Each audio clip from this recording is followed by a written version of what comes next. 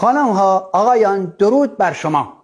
پیاز خریدی، سیب زمینی خریدی، هویج خریدی، وارد خونه نمیتونی درشو باز کنی. برای ما گره کور زدن، با دندونم نمیتونی باز کنی. یه ترپن تا قبلش ما رو سابسکرایب کنید، اون زنگوله پایینی هم یه تکونی بهش بده، بعد بیا تو کفشکن. میخوام یه چیز نشونت بدم.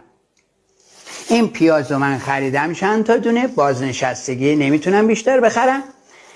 این نمیتونم با دندونم باز کنم، میذاریمش اینجا.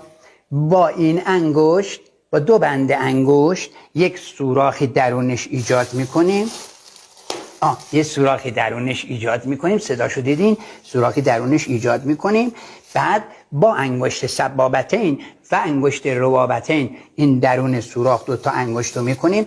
البته میتونیم برای اینکه آشپزخانه ما یک فضای شادی داشته باشه از حرکات موزون هم استفاده کنیم، برای روحیه خوبه. میتونیم اینجا که میگه حاجی یه تکون، حاجی دو تکون، میتونیم این کارو بکنیم. حاجی یه تکون، حاجی دو تکون. باز شد. ببینید به همین سادگی باز شد. پیاز آماده بهره برداری و برداشته. تا ترفند بعدی، خدا نگهدار.